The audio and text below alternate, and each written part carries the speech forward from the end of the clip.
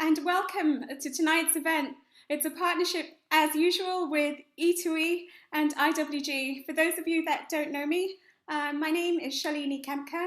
I'm the Chief Executive and I'm the founder of E2E. And tonight, we have a very interesting evening because technology is very much the theme during COVID. It's in conversation with one of the people who I think is a trailblazer in cloud computing. The gentleman on my left, his name is Pontus Noren. The tech industry perhaps is the only industry that has really thrived during lockdown. And if you've invested in Zoom, which I hope many of you have, in December 2019, by now you have made roughly 100% return on your investment. So I might ask the question later that who has invested in Zoom? Tech has played a huge role in making sure that we, as we're working apart from different places, that we're also better connected, more productive, and more collaborative. The office, our homes, I'm working from my home right now, has become digital now. And that our homes have become digital, and entrepreneurs have seized the moment. I think a lot of our members, they've seized the moment to use these technical tools to define the work of the future, and Richard's going to talk a little bit about how IWG has evolved to provide solutions so that we can work from anywhere. This is why I think it's really timely. Pontus, you spoke for us at the beginning of COVID, and I can't thank you enough for doing that. We're now 8 months really, nearly on. I can't believe where the time has flown. So tonight, Pontus is going to discuss his journey. He created an amazing business called Cloudreach. It's a cloud computing company, which I think was much ahead of its time. He's going to be sharing his approach to technology. He's going to be sharing some of the skills that he's used in terms of scaling his business, and how we as founders of businesses can use technology better to grow our businesses. I have to let you into a secret. I've not had the opportunity, but I've always wanted to work shadow him because I've always wondered how he led such a scalable business, kept his team motivated, and he ended up in 2017, which is, you know, a dream that many of us have. He sold his business to Blackstone. And, you know, if you're looking at prestigious private equity firms to sell to, that is right up there. So Pontus, huge congratulations. Still very young. I reckon he's not even 50 yet. I'm not going to ask him, but he looks so young. So I don't know whether he's going to give it away. So whether you're an entrepreneur building, scaling, or selling your business, hopefully this is going to be an event where you learn something and you gain something out of it. In terms of the format of the evening, basically after I've done my short intro, I'm going to hand over to Richard Morris. Richard Morris is the Chief Executive of IWG Group PLC. He's going to talk to you about the partnership that we have. Then we're going to run a short poll, and then it's going to be my pleasure to formally introduce Pontus as our guest of honor and our keynote speaker for this evening. So very quickly, E2E, as you know, it's all about enabling entrepreneurship. We are here to be a Match.com equivalent for business. Pontus, we've done our fundraise, so we're now also building our technology. And in time to come, which I'm hoping is no later than the new year, we're hoping that all of our members will be able to connect to each other digitally, raise money online, have access to people like yourself, hopefully by the hour. So our membership at the moment still continues to be complimentary, but as we launch the digital offering, we'll continue the complimentary offering, but pinch a few tricks from LinkedIn and have a premium offering as well, which will give a lot more in terms of what we're doing. So that's E2E sort of in a nutshell, and many of the people on the call, you know us. I won't talk about E2E too much more detail, apart from I hope you'll know that we do things, what I call at mates rates. So we provide $10,000 worth of free CRM solutions. We provide 2 months of digital marketing support. We provide digital ocean web hosting at very discounted rates. So we do a lot of those sorts of things. So In terms of the really big wins over COVID, I'm just going to talk about E2E's really big wins. The most recent one has been, we've been working with the Chancellor. We helped to, and Richard's been very heavily involved in this.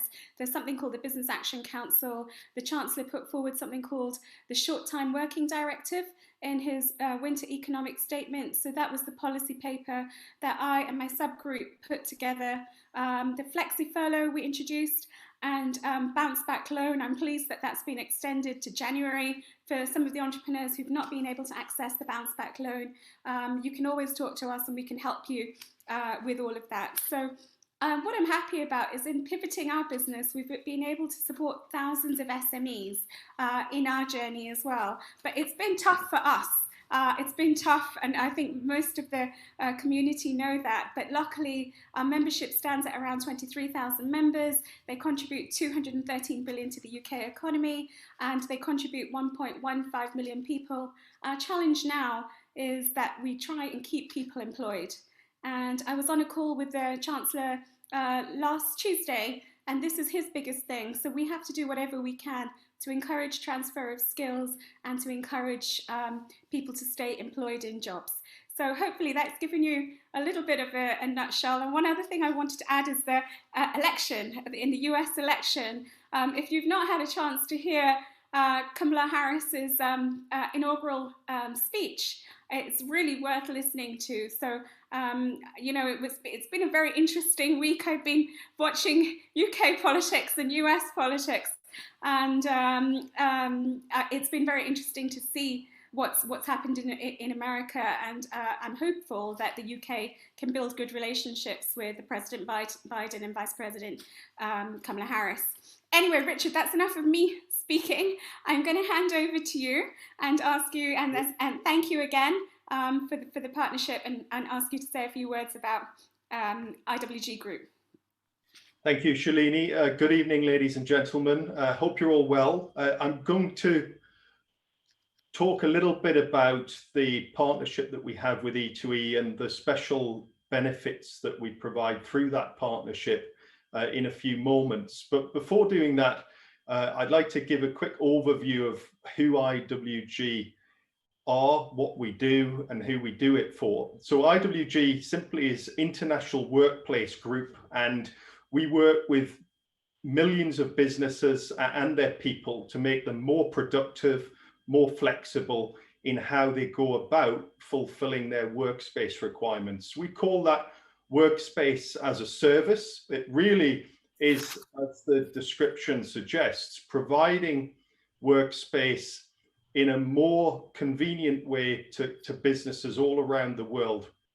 We do that through our network of on-demand workplaces. That network covers 130 countries, 1,500 cities, and comprises 3,500 different high-quality, conveniently located workplaces in suburbs, in big cities, in airports, on motorway service stations, in railway service stations, all of which can be accessed using a smartphone. Just by downloading our app, you can work from any part of our global network and pay as you go, pay by the hour, pay by the day, or however long you like. Whatever a business needs or whatever an individual needs, you can do so using our network. So really what we're trying to do is repackage real estate for the 21st century, making it much more relevant. We think that the old way in which companies and individuals have had to go about fulfilling their workspace requirements simply does not fit with our age of cloud computing and smart devices, people being much more mobile than ever before. And of course, one of the things we all know now from the last 8 months is that there will be a profound changes in how people work, in how businesses configure their workers. And we think, you know, the benefits to companies, benefits to individuals are all there for the taking, but it will mean that people have to have good quality, flexible, on-demand workspace. And that's where IWG can play a key part. We operate our network in the UK across 400 locations, and we have multiple brands, different formats. Not all customers want the same thing, so we operate brands including Spaces, BasePoint, Regis, HQ, Signature, different types of format, different styles, different price points. So it's really about having the breadth of offer so that we have something that suits all different kinds of business. As I say, just download the app on our smartphone from the Apple Store, the Google Store. It's the Regis app, and look forward to seeing you in one of our locations soon. We're very proud of our partnership with E2E. I think it's about 5 years old now, and we've been doing some great things together, been using our network to host some fantastic E2E events over the last several years. And Shalini mentioned about E2E membership being complimentary. Well, for your E2E membership, we provide to E2E members very special offers. So for any of our products, if you sign up for at least 6 months, you get the first 3 months free, completely free. We're also offering a 10% special price discount on meeting rooms, on private day offices. So again, you simply book the day office and tell us that you're an E2E member and you'll get that special promotion. And because we're in such strange times right now and everybody is working in a slightly different way, maybe not necessarily wanting to work from home, but would like to work nearer to home, we're offering all E2E members completely free access to our network of business lounges for free for the next 6 months. So again, that's something that we hope to encourage people to get to know where your local location is, whether it's near home, so that you don't have to hike in. You can keep with avoiding the daily commute. We look forward to seeing you all very soon. So I'll hand back over to Shalini now. Thank you. Richard, thank you very much. Yes, I think one of the lovely things is, I mean, obviously a lot of us are working from home, but, you know, having board meetings, meeting with people, if we can use the business lounges and book meeting rooms at discounted rates, that's going to be very, very helpful, especially if the government stops the lockdown. So let's hope this happens very soon. We are encouraging them to, I mean, the message I'm giving from being on the Mayor's Board is London is open, let's make it open. So that's the challenge. We're going to make this session interactive after Pontus has spoken for a bit, but I wanted to just welcome, there's a few people here, there's quite a lot of technology businesses, Pontus, so we have companies like Alan Watkins is on the line, we have Michael McGlynn on the line, Clive Goodman on the line, Avnish Goyal, I think we have Anthony from Antal International.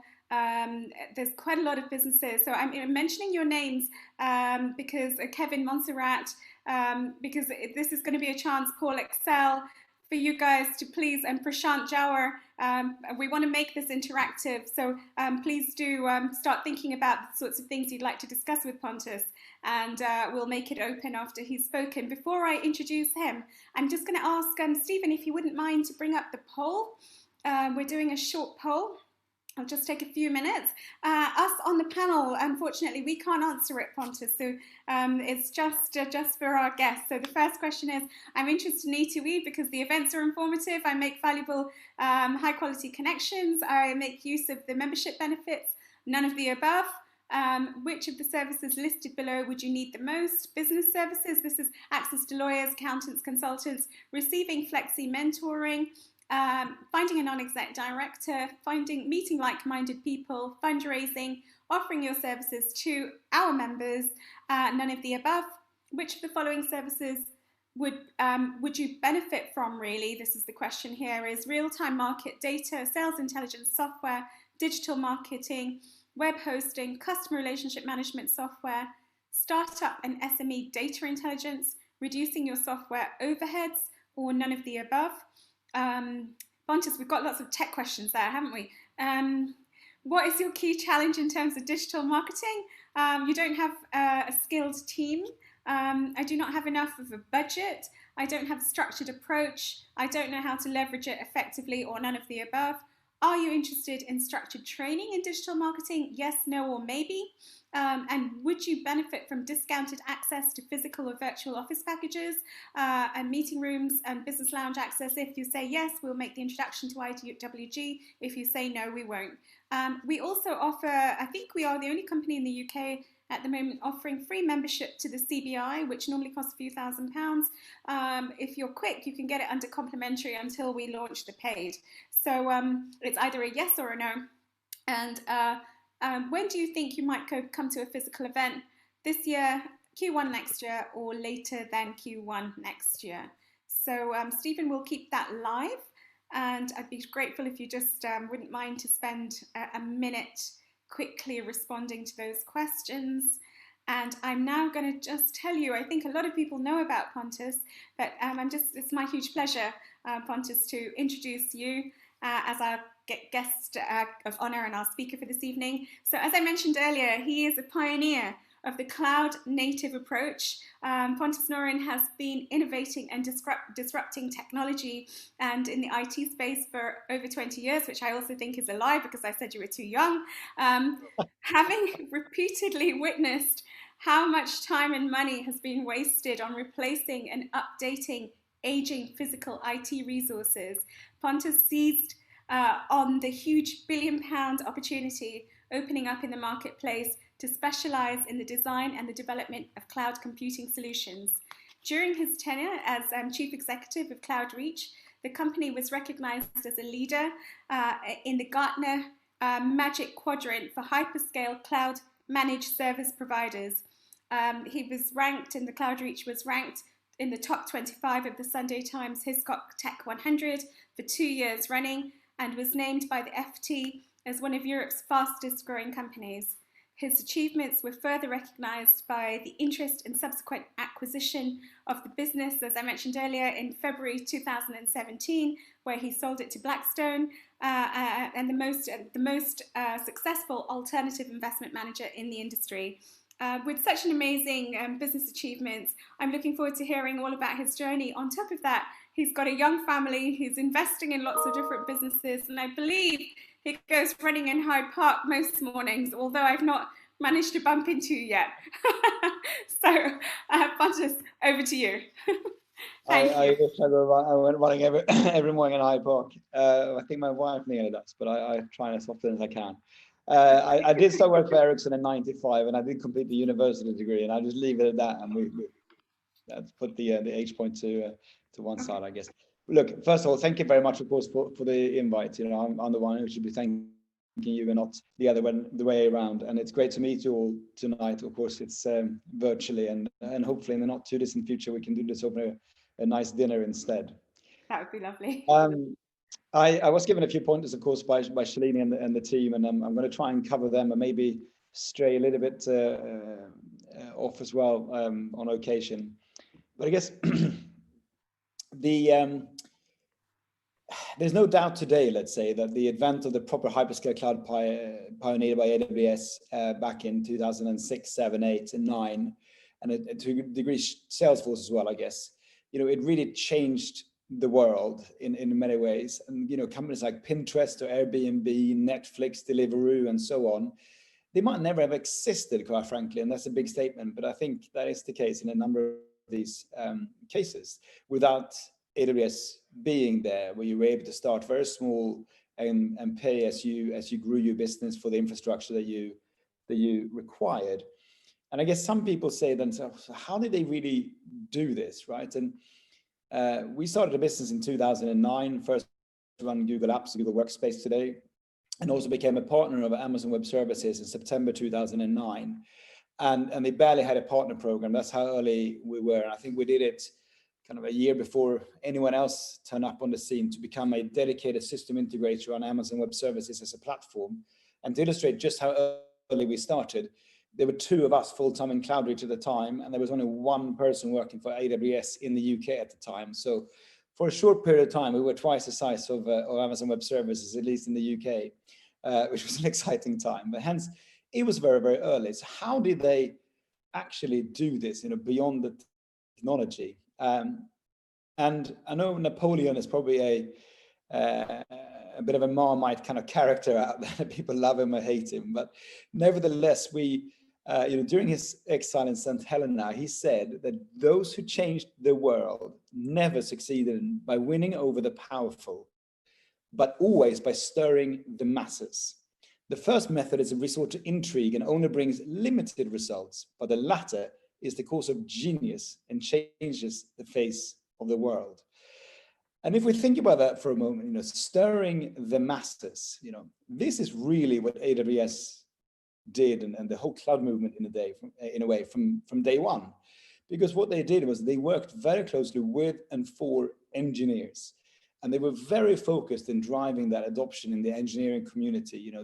They supported open source standards. They work with educating engineers. They made it easy to access. They had the free tiers. You get free infrastructure, and you still do today, etc. And the push was very much to win the hearts and minds of the engineering community. And then the other thing that they did was, I guess, what I saw at the time as well, is that they solved for the kind of fundamentally broken process around what I would call old school traditional IT. In terms of, no one ever started an office management company like IWG or a manufacturer, or retailer, with a view that buying another building to make a data center is a great idea. And as part of my business plan, there was a necessary evil 12, 15 years ago in order to get email and ERP systems and CRM systems and all this kind of stuff that you needed.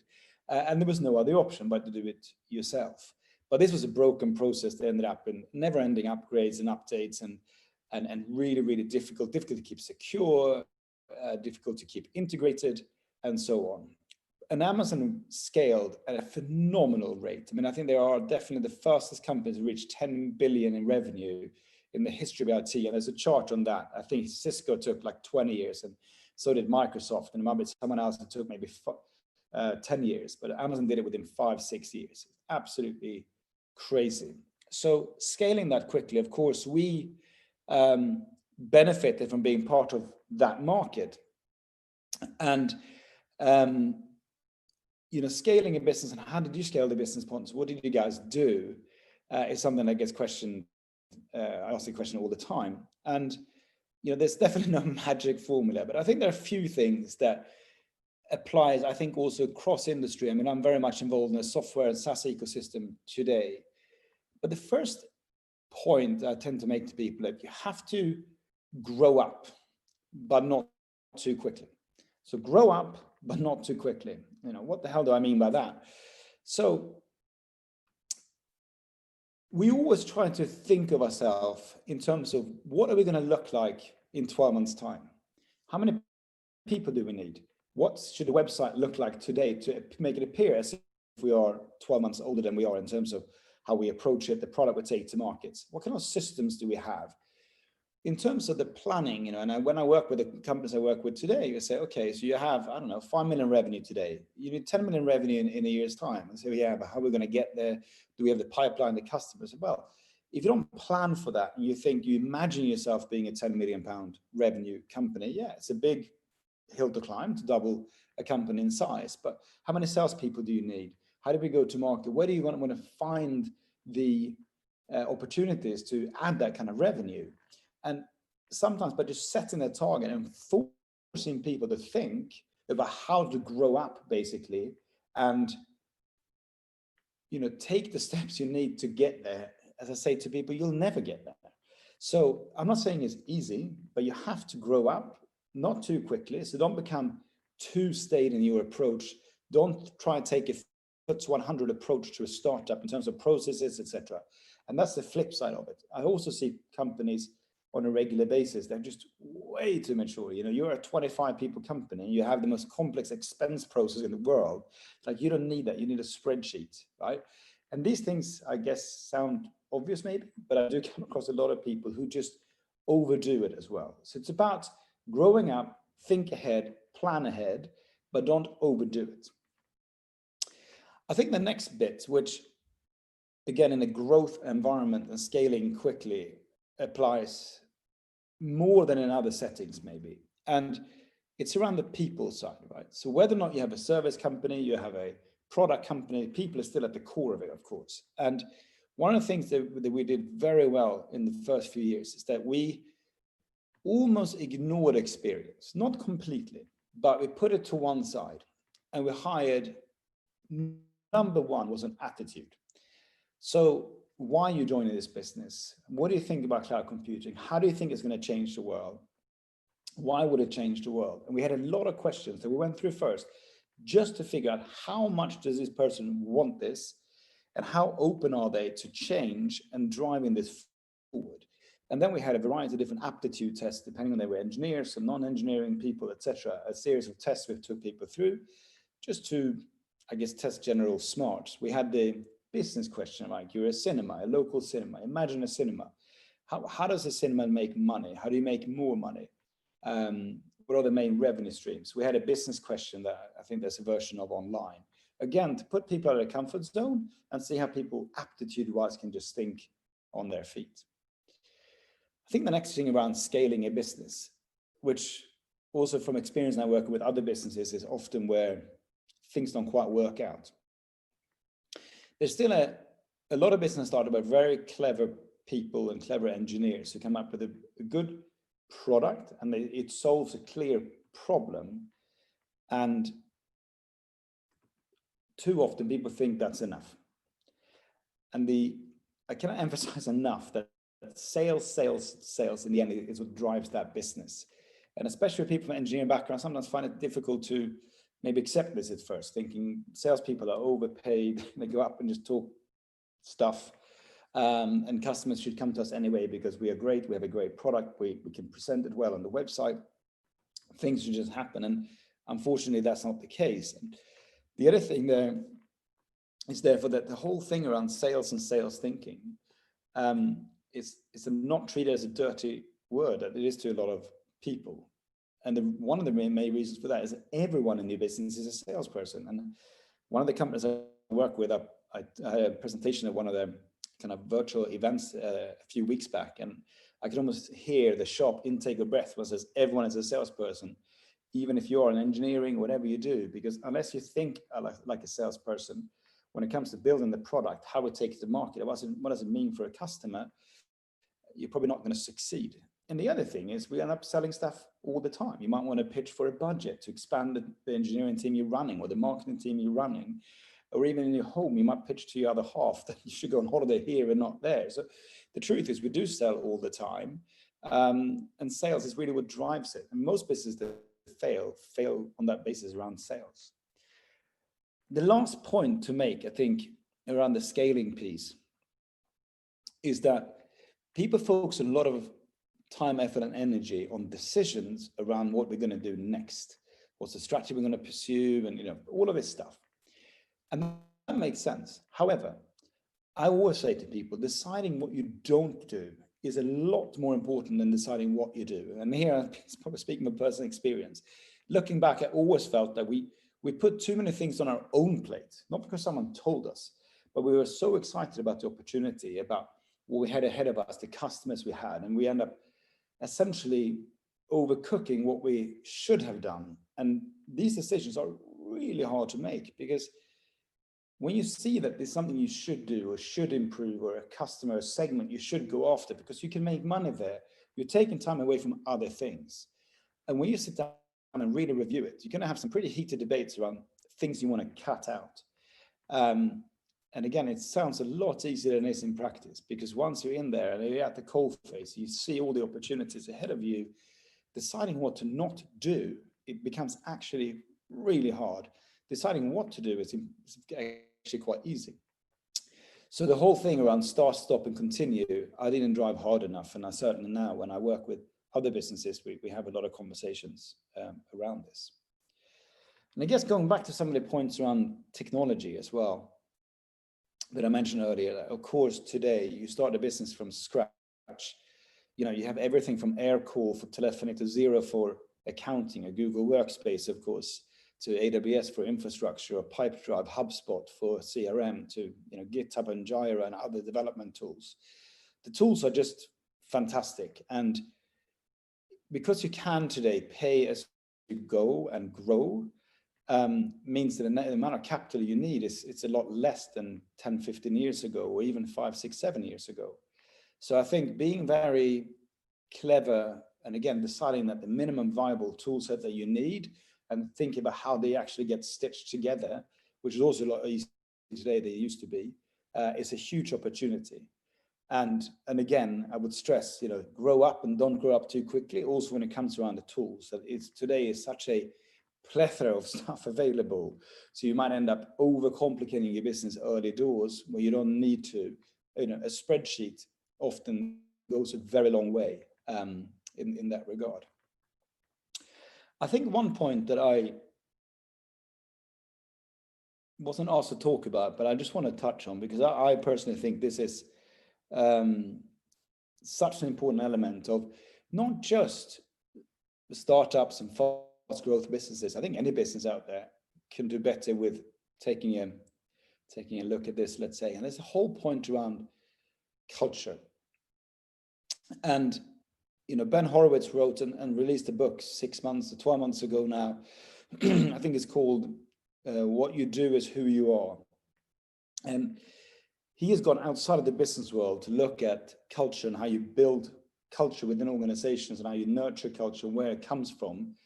And it's certainly not a bunch of posters on walls and nice fluffy words.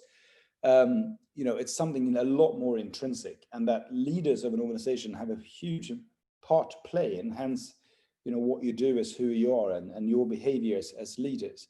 And a lot of the things in that book I really subscribe to, and I agree with him.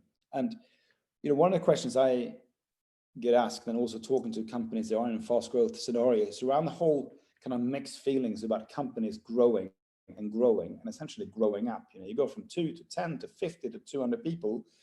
What happens? When I stepped away as CEO, we were well over 700 people from 2 people in an attic in Camden. 7, 8 years later, that's a big step forward.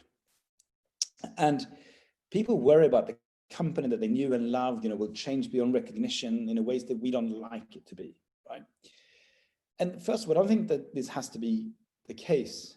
And often the reason why people, I think, misunderstand this is that they don't look at it through the right lens.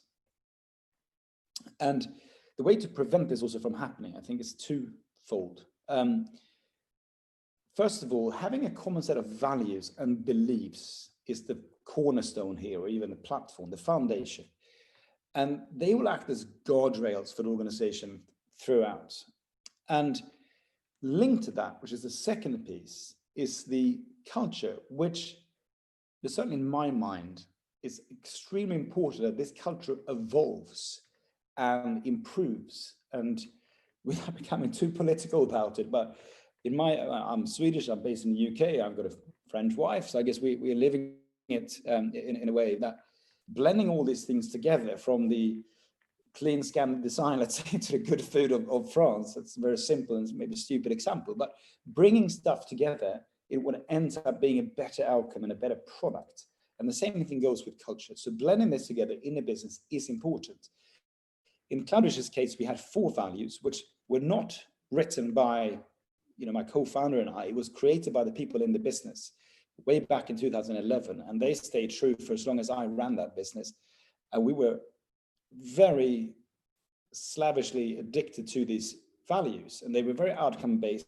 They were very much about the people in the business, both in their behaviors between themselves as well as how we function as a team. So we had respect the individual, promote personal growth, which was very individual driven, be one step behind and easy to work, one step behind, but one step ahead, not one step behind, and be easy to work with the other 2 that were very team driven. Now, a lot of companies will have values like integrity, which is fine, but it's kind of a given, or customer focused, etc., which is more publicly facing, but it doesn't, in my view, make for a good work environment where everyone kind of mucks in and gets together. So we said, so long as you promote each other's in terms of what people do, and not just trying to put yourself in the limelight, and respect the other person, that you always try to be easy to work with, and that you try and stay one step ahead. We have to evolve, we have to develop, we have to look forward, we have to be open to new technologies. Those 4 values still stuck around with 700 people and glued us all together. But as we grew from a UK-based business to an office in Scotland, in Paris, in New York, in Atlanta, in Munich, in Zurich, and other places, clearly with people from other places and cultures, the culture evolved massively. And I certainly think we were in a much better place 8 years later, culture-wise, than we were in the beginning because of that enrichment. So culture has to grow within the business, but you have to set the guardrails somehow. And I think values is one way of doing it. And of course, the leaders of the business really have to believe in those values and drive and live by them, which we did in a variety of ways, which we can talk about later if of interest. I think the last point that Charlene and the team asked me to cover was around the kind of selling your business. You know, what's the right time, or who do you sell it to? And I always see this as a bit of a how long is a piece of string kind of question in a sense. And why is that? Well, I think another question people have asked me over the years is also, when did you know, what the decision that you made or an event that took place that you knew, like, now you done it and this business is ready to be sold, etc. And the question is, that moment never arrived. Unfortunately, I might disappoint people here. There is no silver bullet. There's no kind of specific thing that you do. But unfortunately, it's 10,000, 20,000, 30,000 decisions over many, many, many years that all kind of on aggregate add up. And some of those decisions were terrible. And hopefully a lot of them were quite good. But that's really kind of how you end up in that position. And very early days, one of an advisor we had in called Abhay Raguri, he, with a very question, we said, what should we do? Should we try to preempt and think about who might buy us or what we should do in X number of years, etc. And Abhay, in his very calm way, simply said to me and to us that, look, Pontus, just build a really, really good business and the rest just happens. Right? Just don't worry about it. Just build a really, really, really good business. And there were people who want to buy it, or you can float, you can do whatever you want. So I think that is still, for me, the key mantra, right? Build a good business with happy clients, happy people, a good product, steady revenues, all that good stuff, and the rest will happen. I guess the one thing to think about on the journey is a little bit what you would like to get out of it if you're the entrepreneur. And I guess in our case, we went the bootstrap PE route. In part, we had strategic buyers alongside Blackstone when it all came to pass. So it could have been a bootstrap plus sell it, and then it's kind of a bit of a game over. I mean, you stay in, but clearly a strategic buyer will, over a short period of time, kind of immerse you into their business as they do when they acquire, and the kind of journey as a company is over. We went down the route of we bootstrapped it, sold it to a PE, and together then we have been able to evolve and continue to build the business. Of course, people go down the VC, PE, and IPO route if floating a business is the way to do it. Or of course, a VC plus a PE or not, and the strategic sale route is also maybe what you require. And people like E2E, of course, help people raise money. So I think that's probably the one thing just to kind of keep in mind, that some of those ways of how you finance the business and how you find a way forward might also affect you in the outcome, whether you float it, sell it to strategic, or raise money to further evolve the business. And with the PE, often you end up selling a majority of the business, even if you retain a level of ownership. So yeah, I guess that's kind of touching some of the key points that I was asked to touch on, and there's clearly a few more stories to tell around this. But I guess in the age of the US election, and who's the winner, who's the loser, and talking about winning, I guess started with Napoleon. We can finish with him as well, I guess. And in 1808, he said to his brother Joseph that winning is not enough if one doesn't take advantage of success. So for those of you out there who have the success, and whatever take advantage means to you, I guess that's I think it's always important that winning is not enough if you don't take advantage of that success.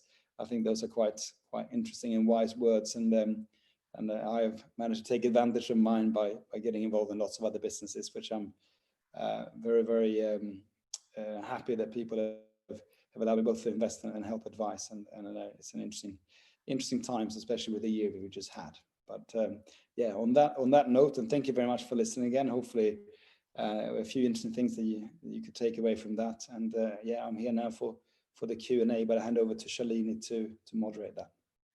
Pontus, thank you. You are the voice of reason. You have made me feel a huge amount better, and I'm sure that applies to our audience as well, because sometimes we feel like we've got to get everything done quite quickly and time is running out, and especially now when everyone is digital. So you saying to us, take a step back and be a little bit calm about it, I think there's a huge amount of sense to that. And I think some of my colleagues, like Dana's on the line, and Stephen, our CTO, is on the line, and Urdu, who runs our investment, and Ismail, they're all on the line. They're going to say to me tomorrow, you keep thinking about all these tools, and Sean in particular, using Asana and Slack and all of that, and we've reverted to a spreadsheet. So I feel hugely better in terms of managing some of the processes, because when you have so many tools, you don't know which one to look at.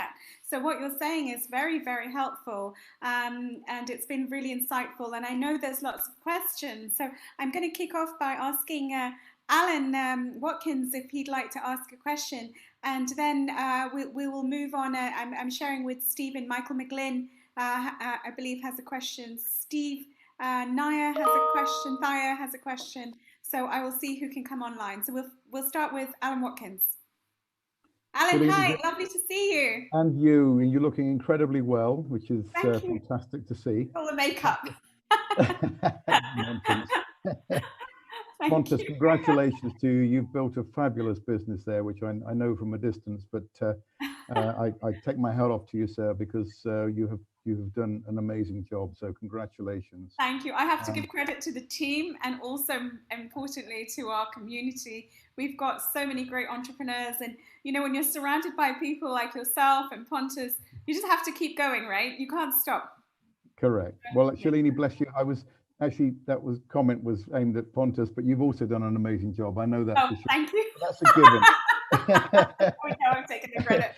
Anybody Pontus, who knows, sorry, I took your thunder there, so you should say something. Don't be silly. Anybody who knows you know how much energy you have, and how much drive and how much passion you have for your business, and nobody could put more of those qualities into building the business that you have. 23,000 members now. That's really impressive. So congratulations to you. Pontus, several things. As I said earlier, congratulations. You've got a fabulous business, and thank you. The founder of Cisco, as you know, back nearly 30 years ago, which is terrifying. And so being involved in a fast-growing business, and I recognize some of those wise words of yours in terms of how you grow and scale and so on. One of the things I always say, people ask me, and I always say, look, there's 100 things that I'm proud of, and that this applies to every other business I've been involved in since. There's 1,000 things I wish I could have done different and better. So slightly a rhetorical question. Would you agree with that comment? And if so, what would be the sort of the top one in terms of what you would try and do different and better if you had your time again with Cloudreach? Yeah, I mean, look, I think it's. Thank you first of all for your kind words, and I do agree. I think it is. One of the things that I didn't mention in the talk itself, but I believe passionately, and I've always, people said also, so who's your mentor? Do you have a mentor? Who do you work with, right? And I met some extremely inspiring and clever people over the years. But I think there's so many different fields to be an expert in nowadays. It's very difficult to have like a person that can fill all those gaps. So for me, I tend to read a lot of stuff, listen to talks, follow the news, whatever it might be, and pick up nuggets here and there. There's a ton of really good books out there that all kind of brings things together. And therefore, I say to people, you're your own best mentor. You need to seek stuff out, and you need to find this information. So therefore, you need to be self-reflective as well, right? If you put your head in the sand and you think everything is fine and it's going well, you do have to kind of review stuff and think back, what did we do well, but also what did we not do so well and could have done differently. And I think slightly boring, but maybe spending a bit more time early doors around the kind of finance side of the business. I think we tied a rod for our own back. That only became clear when we were a bit bigger. Once we got to 20 million in revenue, things getting hairy. So if you don't have your house in order, it's a bit tricky, right? And that then goes back to my earlier point around growing up, but not grow up too quickly. Striking that balance is super, super hard. And we thought, everything is working fine. So there we didn't grow up kind of fast enough. And it's an area that gets difficult to retrofit, right? Clearly, you shouldn't go out and buy SAP when you're a 100 people business. That's stupid. But equally, you couldn't run things a bit too leniently either. I mentioned Xero.com as a finance accounting platform, and we used that. And credit to them. I mean, talking about knowing your customer. We got a phone call one day from Xero saying, guys, we appreciate your custom, but you truly need to move off our platform. It's like, what do you mean? Well, your business is way too big for what we serve, right? Our platform is not like sophisticated enough because we design it for, anything from sole office kind of businesses up to a certain size. And we had kind of outgrown the platform. And I thought it was an amazing moment of self-awareness for them to literally tell us to piss off in a nice way. So yeah, I think if it was one thing, that's probably, if I had to pick it. I think there are a few more. That's a great answer. Thank you. A final point from me would be just, I noticed you referenced Napoleon a couple of times. As you know, of course, he came second in that famous battle. And I wonder if you had any sort of Freudian thoughts there about the election in the US around that. Well, and to be clear, Napoleon didn't accept defeat, right? The first ship into Elba, and he turned back up again. So we might see Mr. Trump in 4 years' time doing a true Napoleon and reoccur.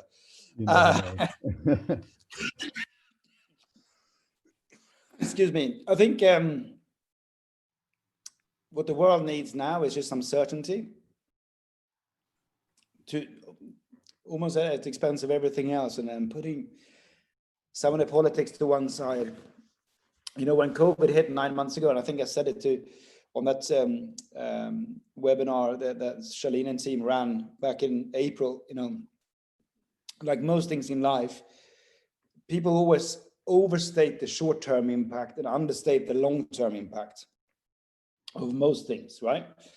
And whether that's Brexit or COVID or anything else, that people get so up in arms and angry about the immediate impact. And this is not me showing no kind of disrespect to people who have obviously suffered from COVID in a whole variety of ways. I'm not belittling that whatsoever. But if I allow myself a macro view of this, I think we will see, to Richard's point earlier, around how people think about the office and workspaces, to loads of other things in society, that COVID will have an impact in 10, 20 years' time that we can't even see today. And I think the same thing goes with the election in the US and Brexit, right? As kind of two big macroeconomic things that we discuss, that we're discussing today. So, yeah, it's good point. We're going to get through the short term, but we'll see. Had Trump stayed in office or Biden takes charge, is if or when he will. Some of the long-term effects of that, I think, is difficult to predict and maybe overstate. Pleasure to meet you, and I'll hand back to Shalini. Thank you very much, Alan. Great to see you. And you. Good to see you. Can you hear me? Yep. Yeah. Thank you. Hope to see you very soon.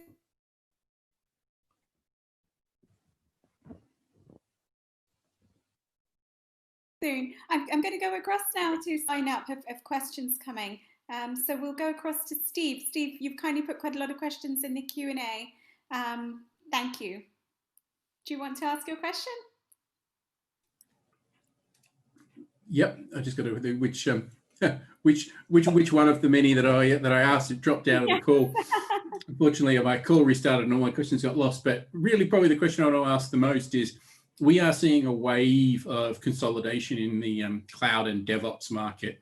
With the Cognizant's acquisition of both Contino and New Signature. So I'm interested in your thoughts on the sort of the state of the DevOps market as a whole, or the DevOps and cloud market as a whole, and just do you think those sort of large-scale acquisitions by those big incumbent players actually really delivers the transformation that I think the purchaser wants the acquisition to make? We can talk about rack space. There's lots of different things to talk about in that area, but keen to hear your thoughts. Yeah, I mean, look, it's interesting. Where to start? So much has changed, right? It was the same thing, you know. I remember back in 2014, whenever it was 13, 14, when AWS, you know, released some of the big data capabilities around EMR and other bits, and everyone got so up in arms about this whole big data thing. It has only really come to fruition, I'd say, in the last 12 months, 24 maybe. So again, it takes time for these things to kind of play through, and the same thing with the enterprise market in general, right?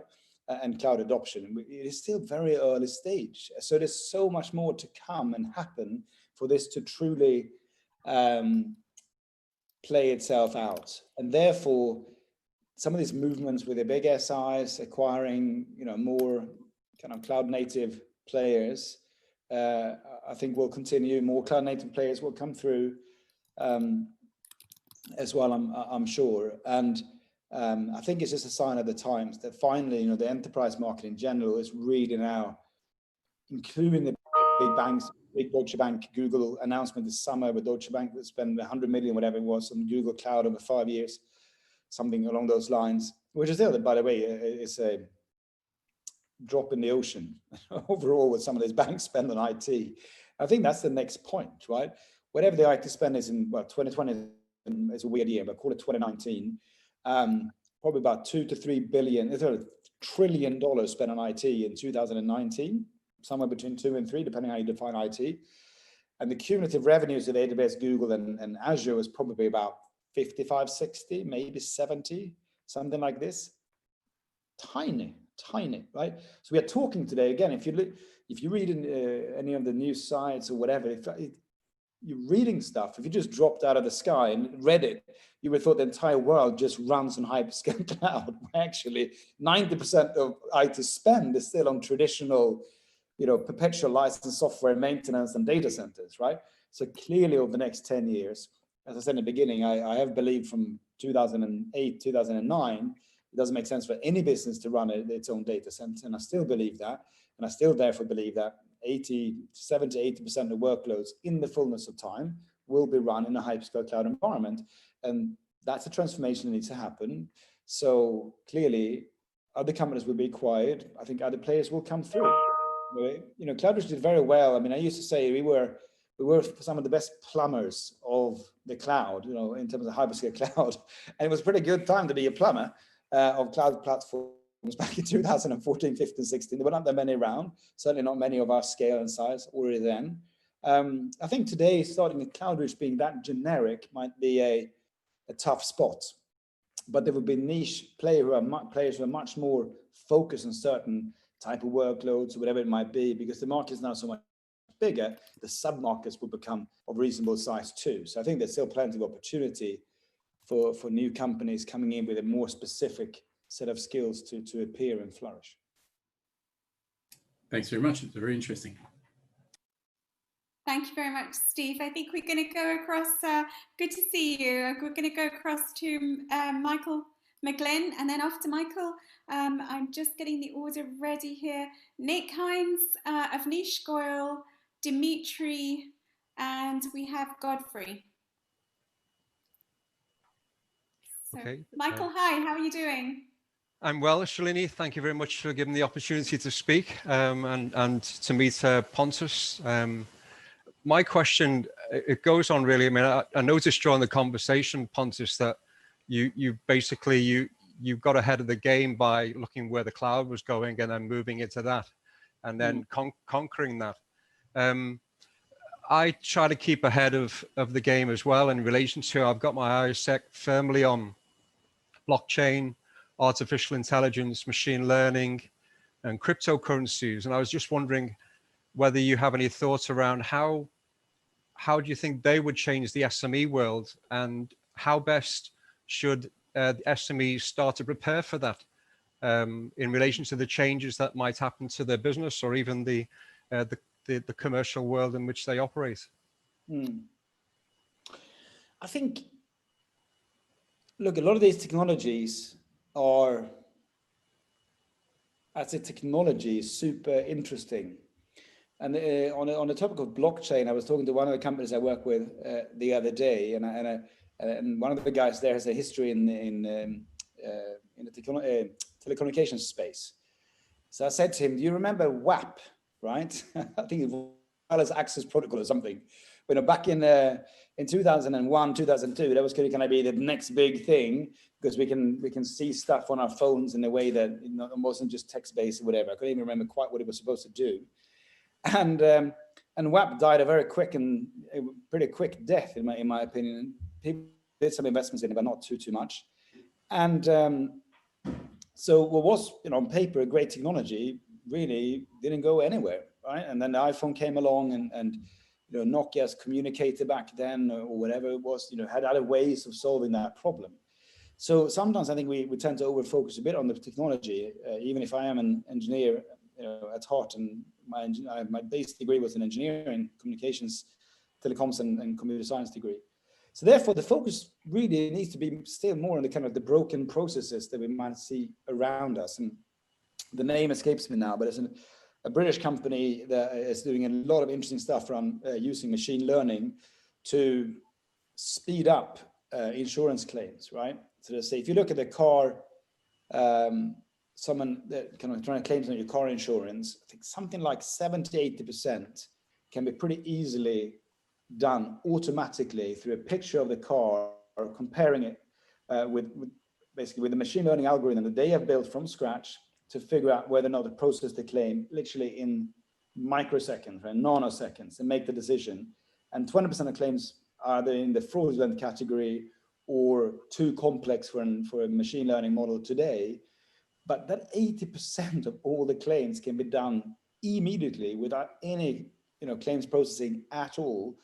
Improves customer experience. It removes the need for manual intervention. There's so many obvious things around it. So it was a process that was somewhat broken and could be solved by machine learning.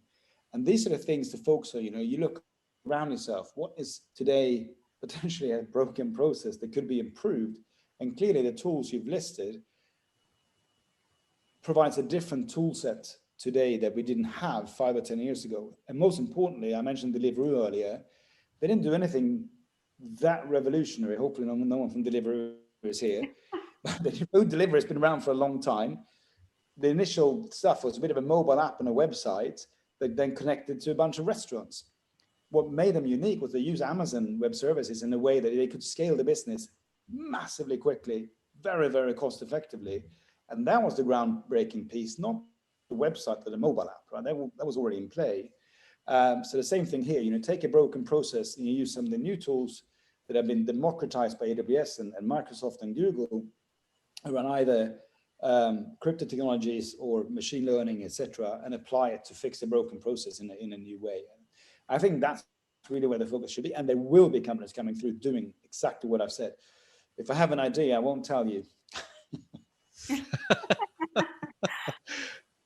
Thank you very much. I think some of the ideas that I have revolve around those things that I've been discussing with Shalini over time. But it's interesting to see, because I don't think SMEs have even thought about it yet in relation to it, because we're focused on COVID and getting through this this blip in our developments of our companies. But hopefully it will all be semi back to normal next year and we can start moving forward. But I noticed that the banks are using blockchain really heavily, and they have their own, I think it's called Ripple, which is the cryptocurrency they're using in the background. So it was just really interesting just asking you, because you conquered the cloud. I just wanted to know your views on the next technologies. So thank you very much. Great question. Thank you, Michael. Thank you, Shalini. First, good response as well. Nick, lovely to see you. I haven't seen you for a very long time. And are you well? You're on mute, Nick. Fighting fit, Shalini, fighting fit, and you know, an excitable young man as ever. So it's lovely to see you too, Pontus. And just to remind you, you do still owe me a £5. So don't forget, right? So this digital thing seems to be going really well out there, and it's really attracting my attention. What if you were starting a new digital business today, Pontus? What would you be doing it in? Ooh. Wow. I mean, that's such a wide question, right? And I think, again, I mean, look, with Soma Global and what Nick, what you guys do, I think it's sweet spot, because I still think that one big opportunity is the fact that a lot of large corporations that have customers and revenues and ability to fund stuff, etc., are still struggling massively to kind of retool and change their businesses. So it's more of a kind of a generic thing in terms of some of the businesses like yours, but also some others that I know are doing really well out of just helping these big businesses change, right? And I'm doing some consulting stuff on the side, no board work or anything, and literally consulting for a very large multi-billion-pound British business to trying to develop some new stuff that is way outside of their, not way outside, it's related to their core business, but it's very new to them. And I've been doing that over the last 2-3 months. And it's fascinating to see the kind of the internal struggles mentally, even if the CEO down are bought into the fact they should do it and they want to fund it. But a lot of the questions I raise with them, it's just unfamiliar territory for them, and how you think about creating a business within a business. And when you have a multi-billion-pound business that's relatively steady state, doesn't grow very much, churns out EBITDA and cash, and then you have this thing inside that you're incubating that's comparatively tiny, but has a massive amount of potential, right?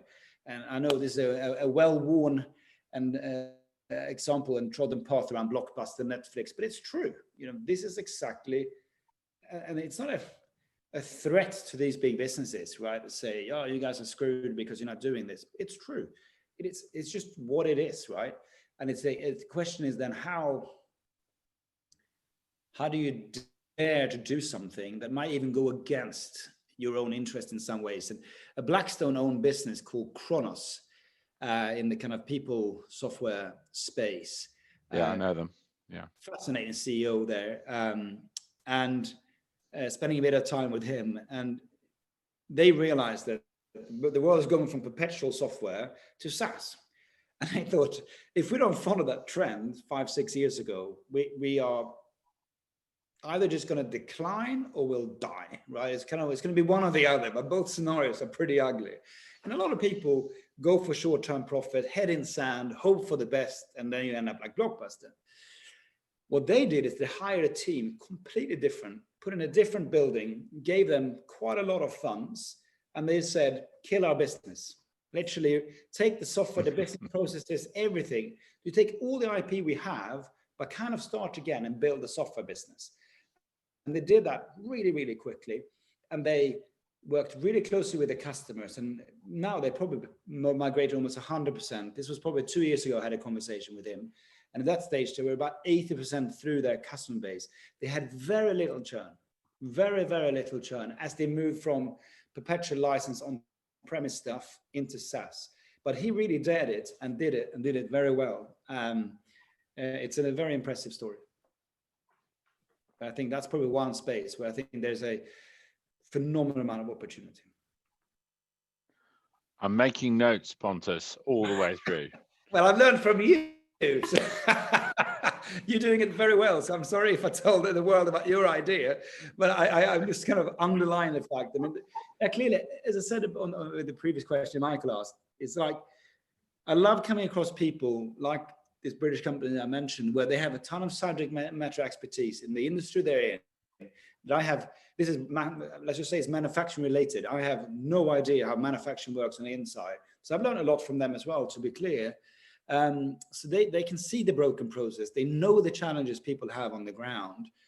And then they brought software people in to essentially marry the knowledge of the industry they have with people that can build software and solve that problem. I also have something that probably going to be a bit more public in a couple of months' time, again, a consultancy, saw a broken process, built a piece of software, and we are working on spinning it out into a new business where I'm going to be relatively active and helping out. So it's not so much about focusing too much on, whether it's blockchain or crypto technologies, etc. You need to be aware of what they can do, of course, but it still goes back to the kind of good old boring, what's the business problem and what's the pain or the process that's broken that needs fixing, and can we use these new tools to do it in a different way? And that's really where it's at, if you ask me. Thanks, mate. Nice to see you. Likewise, Nick. Good to see you again. Nick, great answer. Great question, but I think you were topped with the answer there. Whether it was your idea or not, I'm not sure, but that was fabulous. Thank you very much, Nick. Lovely to see you. I'm just going to ask Avnish to ask his question in 1 second, but before I do, it's going to be Dimitri after Avnish, Godfrey, and also I think our final question we have what time for is with Afzal. I'm just going to say something about Avnish. Avnish is huge in healthcare. I have to thank him. He's also an investor and advisory board director of E2E. It's always good to have you on. Avnish, thank you so far away. Nice to see you. Shalini, thank you for that. And Pontus, thank you for coming on this webinar. A couple of quick questions, the usual type that I like to ask. Obviously with lockdown and COVID and pandemic, what's been the kind of insight or reflection that has been most powerful for you? Because most of us entrepreneurs have reflected on our lives and our journeys. And for those next gen that are seeing us quite successful entrepreneurs, what's the one bit of advice that you'd give that if you'd have known that from a successful entrepreneur when you were in your early stages would have helped you? Wow. Okay, let's start with the easy one, the COVID one and the lockdown. It's almost easier than the follow-up question. I did say this on our previous kind of live webinar, Zoom call back in April, Shalini, and I stand by this, and it a little bit relates to Michael's question earlier as well. The one thing that happened back in 2009, and just to remind everyone, Lehman Brothers collapsed in the September 2008, right? And we thought the world was about to come to an end, and it always did in a financial system way, at least. So of course, a year later, starting a business, quitting a job, starting hiring people thought that's a bit mad.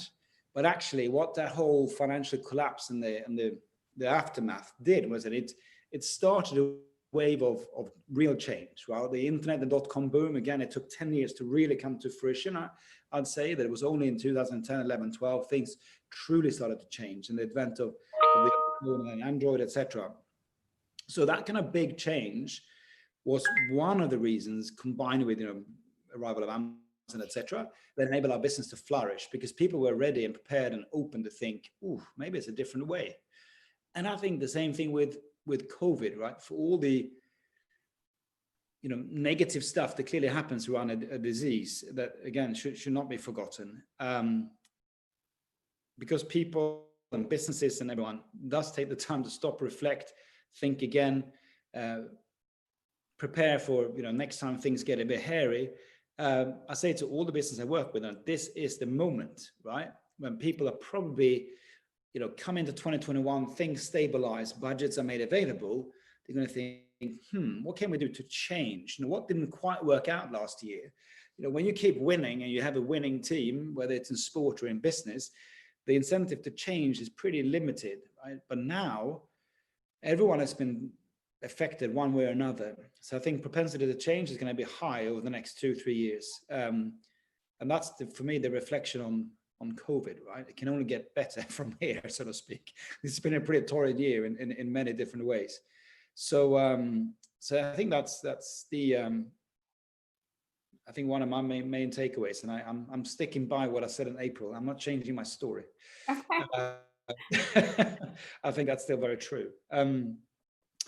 And the second question around what would be the one thing that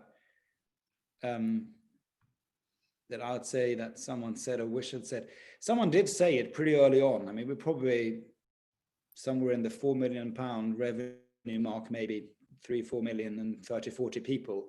someone did say, just keep going. You know, this was a services business. The key, so obviously there's a direct link between a number of consultants, etc., that you have and the revenue you can achieve. And they kind of just said, look, just keep investing, keep hiring, keep driving, and just believe in the business. And, you know, there were probably times, I mean, it was a good thing we didn't have that much experience, because you're sailing close to the wind without realizing it. So you just kind of keep going, right?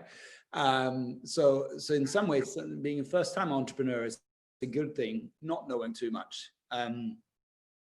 And yeah, I think it's just, what I would say is just try and dare to dream as big as you can. And you know, entrepreneurship for me, you know, some people think it's all about taking stupid risks and stuff. That's how some people see it, which I fundamentally disagree with. You know, entrepreneurship is absolutely risk-taking, but you have to have an eye on the downside, right? Realize what is the worst that can happen and understand what that is, but at the same time push as hard as possible on the other side. And I think that's what distinguishes, you know, the true entrepreneur from a lot of people are, by their very nature, quite cautious. Nothing wrong with that, but it's just a different way of approaching things in life. So yeah, having that dare to drive and dare to plan big and think big. And I think this is probably also what I'm trying to inject in the businesses I work with today. It's like, they say, how can we possibly double this business next year? And especially after the year we just had, it's like, but why not? And by the way, if we plan for doubling, and providing we have the cash in the bank, if that doubling happens, if we only get to 75% in a year, by 1 or 2 or 3 months later, in the beginning of 2022, we have doubled the business. Not a terrible outcome, right? But if you don't go for it, it will not happen by osmosis, right? Unless you drive for it, it's not going to happen, I'm afraid. You know, that rarely, and by the way, if it did, if you somehow miraculously land some big bluebird deals, you probably don't have a company ready to support it because you haven't built the business to be that scale. So yeah, I'm not sure if that was 1 or 2 answers, but that's probably what I would say. I am saying to people today. Great, thank you so much. That was really useful, and hopefully the listeners got some value from that as well. Thank you. I did. Thank you very much. Thank you, Avnish. Great to see you. We've got like 2 minutes left, so I'm going to ask Dimitri to quickly ask his question, and then we'll go over to Godfrey, and then I need to share the results of the poll. I'm really sorry. I know there's other people. Alpa, you've asked a brilliant question around mental health. We will see a response from Pontus afterwards. So please, Dimitri, go ahead. Lovely to see you. Lovely to see you as well. Shalini, thank you for your amazing energy and leadership at E2E.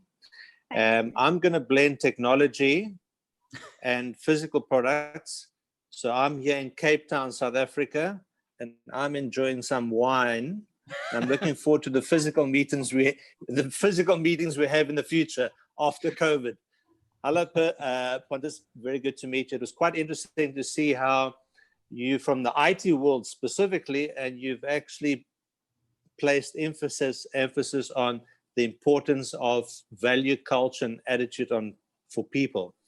Because we've only got 2 minutes, basically 2 questions. What do you see the future for cloud technology in developing countries like Africa, and cloud technology 2021 onwards? What are the benefits for physical products and cloud computing? Yeah, wow. Look, so first of all, unfortunately, I don't have a ton of experience working more in the kind of developing countries, as you call them, on a personal level. But I do think, and from what there are a lot of constraints in the old world of Western Europe and the US, etc., because there's a lot of legacy infrastructure, legacy thinking to an extent, etc. And we saw that also in telecoms, right, where a lot of countries actually jumped and skipped past the whole landlines kind of setup and went straight to mobile and mobile banking and things like this. So sometimes not having that history and legacy is a real benefit. And I am one to believe that in the fullness of time, some of these countries will potentially leapfrog a lot of other old countries in the sense of being more financially developed, and clearly cloud computing and the access to technology at a low cost and low barrier to access technology, it can be a massive benefit to countries like this. And I would be amazed if it didn't have a profound impact, I think, on how some of these countries can move forward. And you can literally sit on a half decent internet connection anywhere in the world today and develop the next, international banking platform.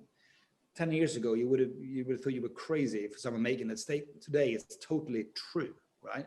That this is possible. So I think this has really broken down a ton of barriers and borders, quite frankly, as well. That will change the world a lot. So yeah, technology in this sense will definitely play a big role.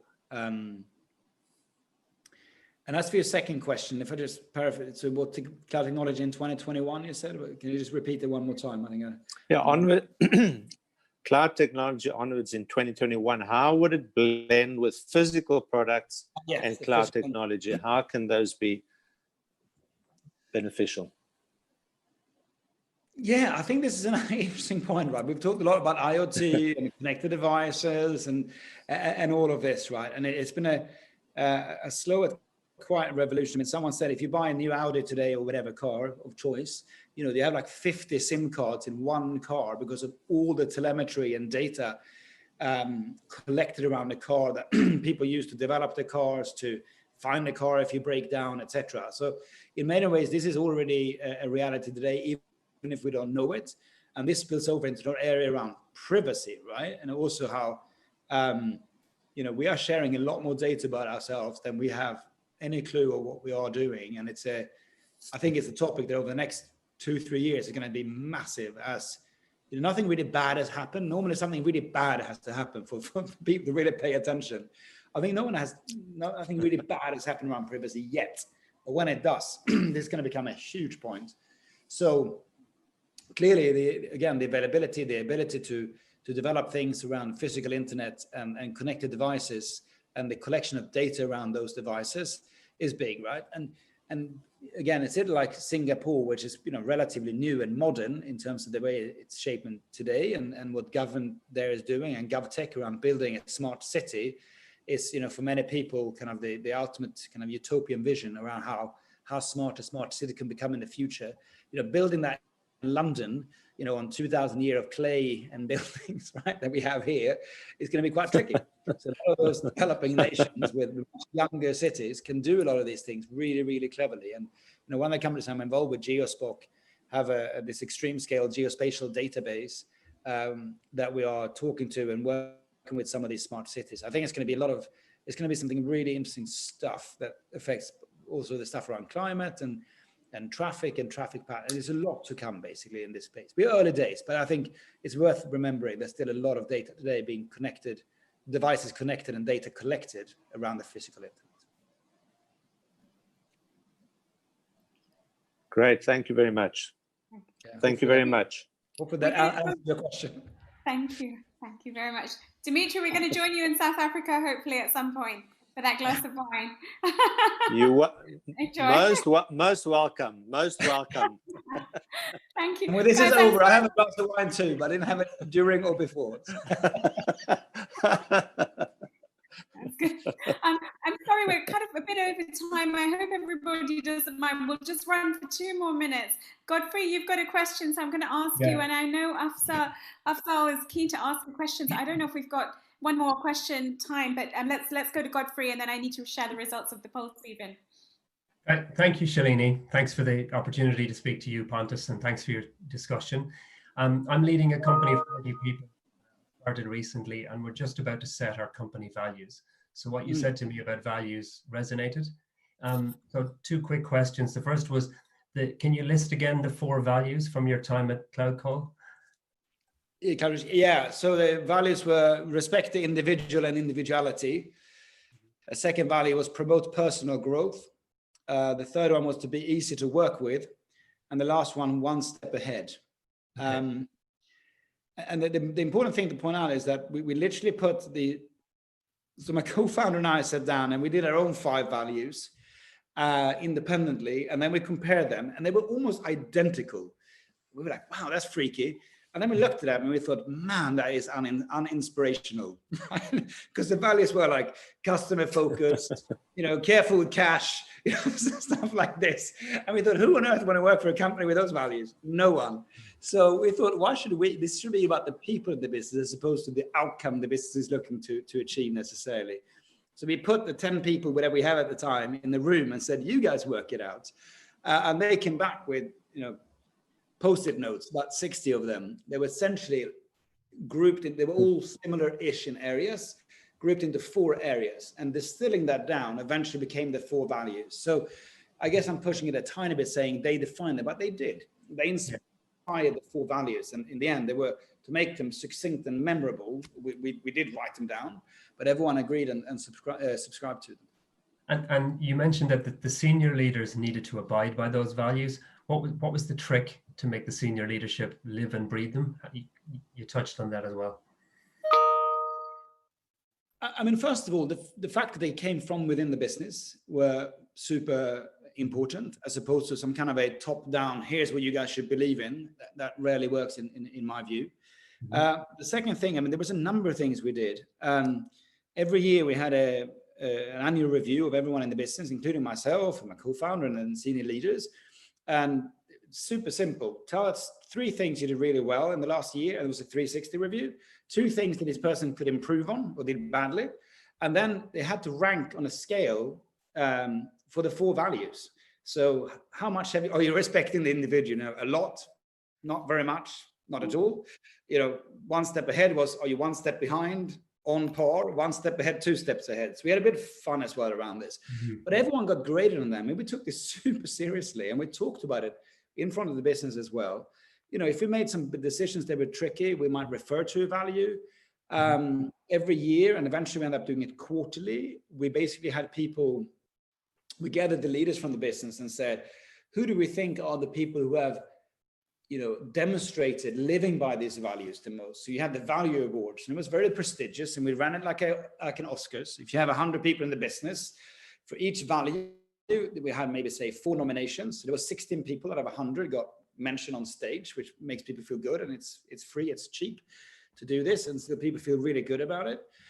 One person obviously won it. They got an Amazon voucher for, I don't know, 100 quid or whatever. That's not the point. But the point is, and also, it had to be a justification for why they were nominated and eventually won it. So we made it very clear, like, this person respects the individual in this way, and we appreciate that.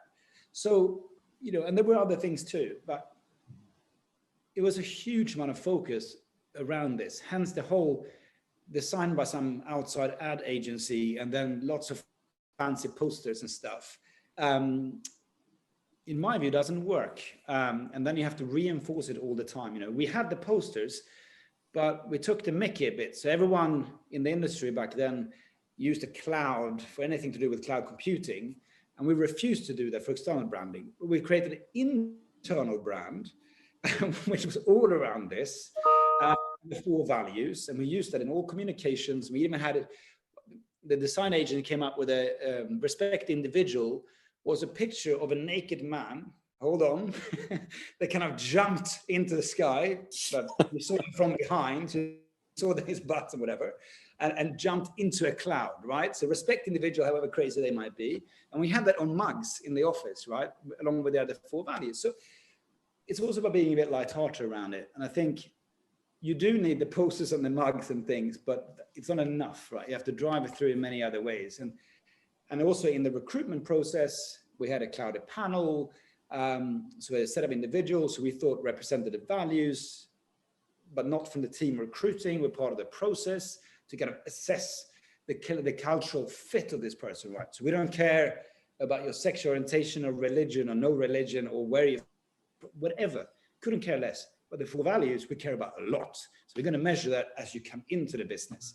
So yeah, there's a whole range of things you do it to really reinforce it, say this is freaking important. And clearly, as leaders of the business, if you are not displaying some strong adherence to the values in the annual review, we'll have a strong word. Thank you very much. That's great. Thanks. Pontus, thank you. I have to say there's so many questions. It was great to see you, Godfrey. And there's so many questions, but we have to finish. So I'm going to share the results of the poll. Sorry for the long-winded answer. Thank you also to Richard, Richard Morris, and to IWG for their support. And finally, I also want to say next week we have 3 companies who are talking about their journeys and they're pitching for funding. One is on Profit Track. It's called Vashi. It's an omni-channel jewelry business. There's a co-working company called Workwise, owned by my chairman, Daryl Eales. And then Jim McCall, who was the richest or is the richest man in Scotland, self-made billionaire. He is fundraising for his new bank called Alba Bank. So we have 3 companies pitching for funding. The week after, we have Lord Lee of Hurley. He's founder of Cavendish, and he owns, he's a treasurer for the Conservative Party. And we have Lord Bill Moria, who helped me start E2E. He is president of the CBI, and so on and so forth. So look at the calendar. And Pontus, we could keep going with you, but I'm sorry we have to stop. So I'm just going to share the poll results. You were saying something, and I didn't let you. Please say. What were you going to say? No, I said sorry for the long-winded answers. Maybe that's why we didn't have enough time for all the questions. Well, no, I don't think so. I mean, I've got so many messages in my inbox asking for a recording. So we are recording this, and I think people want to hear back as well and reflect on everything that you're saying, as do I. So obviously there has been a huge amount of value, so we really appreciate it. I know Richard's there somewhere, so thank you, Richard. Stephen, can we share the poll results? And thank you, everyone, for taking the time, and I hope you found it useful. Okay, so the events are very informative and educational. That's why you come to us. Meeting like-minded people is the main requirement, I think, in terms of which of the following services startup and SME data intelligence people are looking for, as well as everything else, but the majority there is data intelligence. We have access to Deal Room, we have access to PitchBook, so we can help you with that. What's the key challenge in terms of digital marketing? Not enough budget is the main one there, or don't have skilled people. Then are you interested in practical and structural training in digital marketing? Some of you, well, you've said maybe. So either it's a yes or a no. I'm not getting the maybes, so we'll have to go on to that one. Would you benefit from discounted access to physical or virtual offices? 59% has said yes, so we will make those introductions. Would you benefit from discounted membership to the CBI, which is actually free membership? 69% have also said yes. And this is positive. Q1 next year, people want to come to a physical event. Yay! So do I. So, those are the results of the poll, and I hope that's been helpful. Thank you to everyone, and hopefully you'll have a glass of wine now and some dinner or a walk, as I'm about to do. Okay. See you guys. Thank you. Thanks, Richard. Bye then, everyone. Bye, Pontus.